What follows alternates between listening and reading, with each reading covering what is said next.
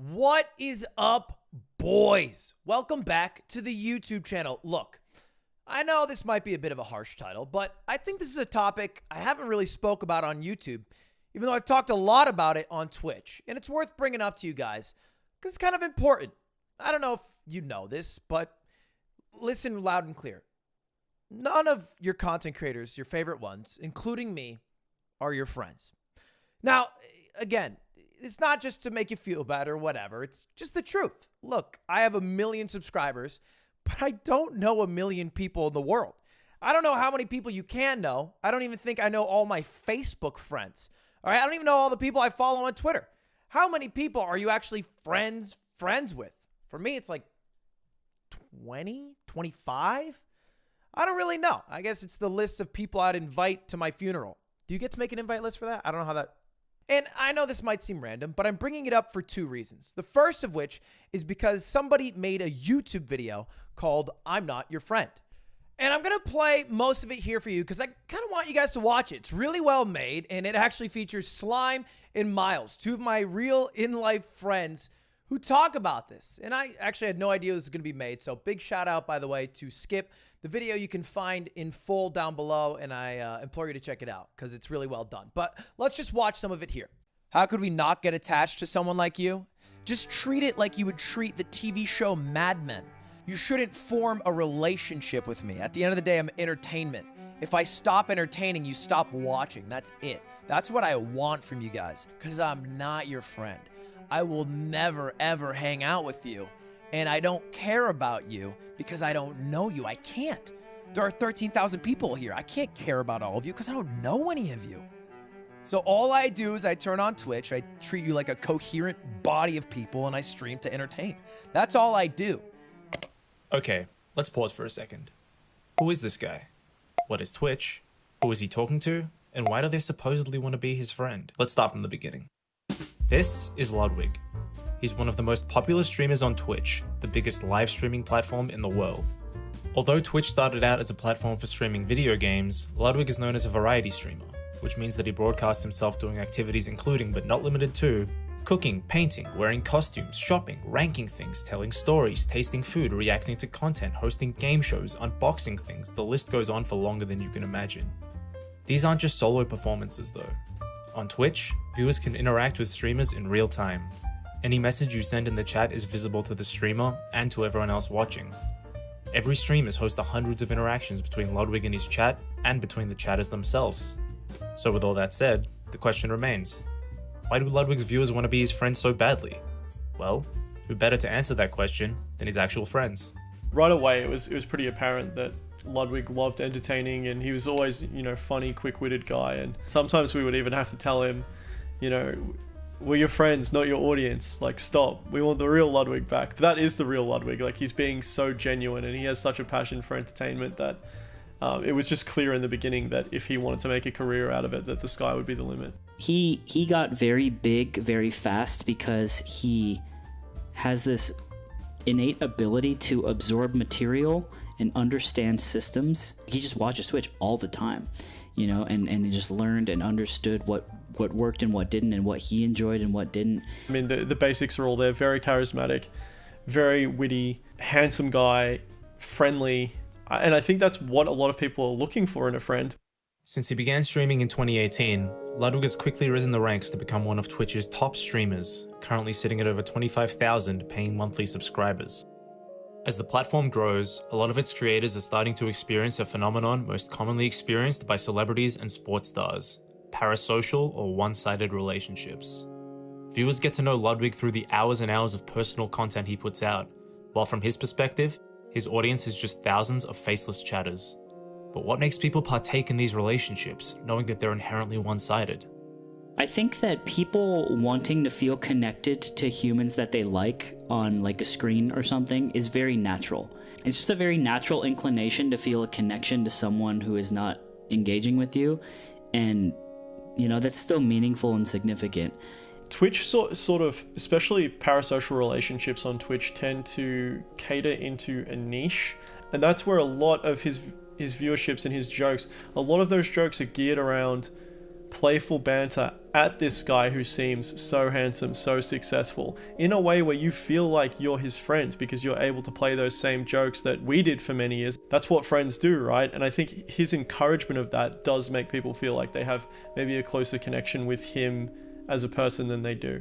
There's like these extra header wires of engagement that you can plug into that are just so much more than anything that we've kind of dealt with as a society. Like, your TV just doesn't talk back to you. It's just not the case, you know? Because you can type to someone and they can look over and they can see it, or that they can respond to you, or you can give them something like money or bits or whatever, and they can respond to that. And I think it's just this reward system that is very natural and embedded in our heads, that once again, many streamers, it would be detrimental if they explained that that reward system was based on a relationship that wasn't really two-sided, and because that makes people feel bad, but yet they need that to continue doing what they do to be financially supported, right? And that's the system that Twitch created. It's often a competition of, especially in a chat that's moving as fast as somebody like Ludwig's, who can say the funniest or edgiest things, so to, you know, catch attention either from the streamer or from other viewers. What we actually see represented in Twitch chat is just a small piece of the swarming mass, and that in a way gives me comfort, because it makes me believe that many people are just simply watching, and maybe they'll throw an emote, and that's, I think, such a better system than this sort of hybridized, hyper-engaged content machine that is so lacking in sincerity across the board due to the nature of needing someone to support you, but also having to look the other way when you don't like them. I think the relationships that viewers have with streamers aren't really ever going to be fulfilling, because it's very much a ghost at a feast kind of thing. It's the same as fast food or porn or any of these, you know, modern day extrapolations of something that we've created in order to fill a need, you know, whether that's sugar, fat, salt, you know, sex drive, or friendship. I think if you're getting that through something like Twitch with a streamer, you're looking for it in the wrong place, and I think that's likely more harming for people than it is good. I mean, if you can separate it as purely enjoying it for entertainment, that's great. I think once you start feeling connected to somebody who's performing online, that's dangerous territory. But what I will say is I think that the communities that spring up around these people are very real and authentic places for people who maybe are lacking certain things in life to create friendships. And people have made friends that they still talk to daily. And I think those relationships are 1000% real and very important too. So I think there's a double-edged sword in terms of the relationship with the streamer, but the relationship with other viewers and how they can interact together to form a community is very real. There were 7.8 million unique streamers on Twitch in October. That's 7.8 million communities. For every chat like Ludwig's, there are thousands of others where a single message can make an impact. Rather than calling them parasocial, the relationships formed in these communities are better described as symbiotic. Sometimes, it's nice to feel like you're a part of an intimate community, and other times, it's nice to be a part of the swarming mass, to feel like you're a part of something bigger. The very nature of online streaming means that the boundary between performer and friend will always be a tempting one to cross, and that's not going to change. The machine is working as it should. It's up to us to figure out what we're looking for. And yeah, I think that video covered almost everything that I want to say, but it's true that the problem's not nearly as bad on YouTube as it is on Twitch. Because Twitch, you can directly interact with me, but it's still worth bringing up on YouTube because I never talk about it here, and there is still some of that that's left over, whether it's in the comments or wanting to come to my Twitch afterwards or whatever it is. So that's why I want to show it to you. And there's another reason I'm bringing this up, and it's because of Jay Schlatt, who recently on his other channel, The Weekly Slap, where he gives advice to watchers based off of emails they write in, said this. And the last bit that I want to talk about, and I think this is the most important one, in my opinion, is this parasocial relationship that sometimes exists between the people who, you know, consume content and the people who make it. I remember seeing a clip from Ludwig, who is actually the only other person I've ever featured on this channel, And he was talking about this kind of thing. And he basically said, like, I want you to treat my shit like a TV show, you know?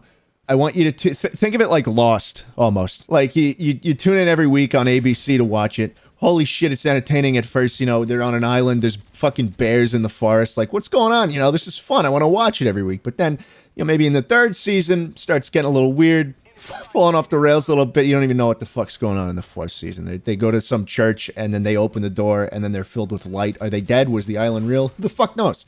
Either way, you stop watching it.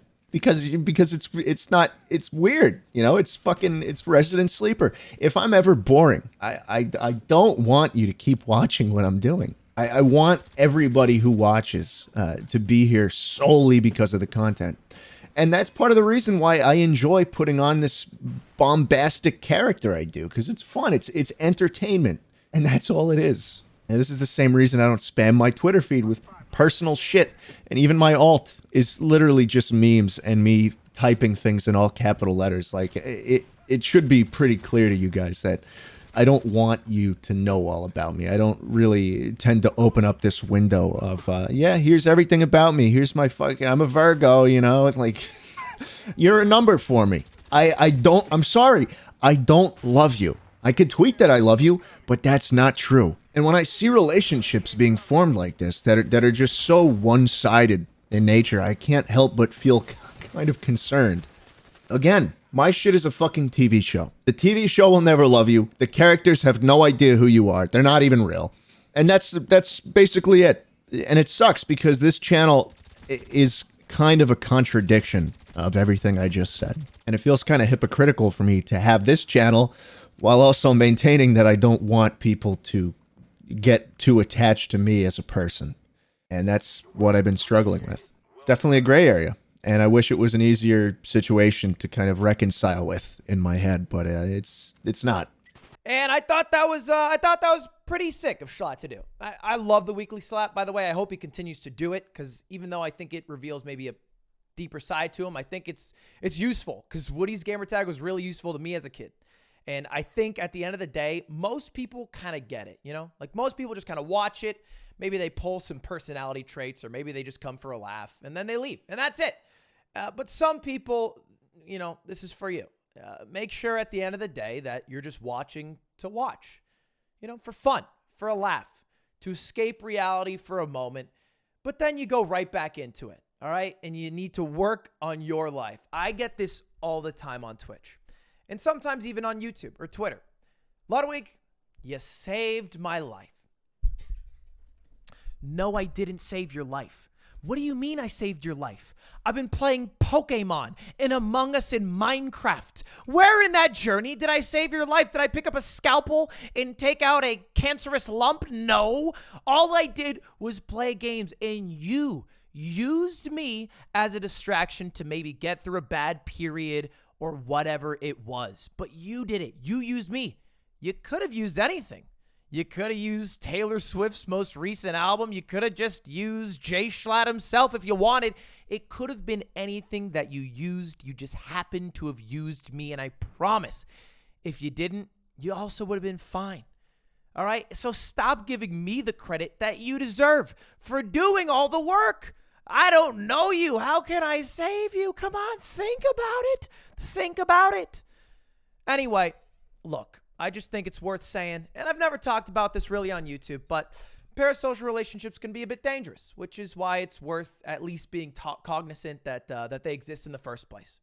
And maybe just reevaluating your interests in things, you know, and your real life relationships and all those good things that make your life better, instead of working on relationships with people that you're never really going to hang out with and that can't care about you.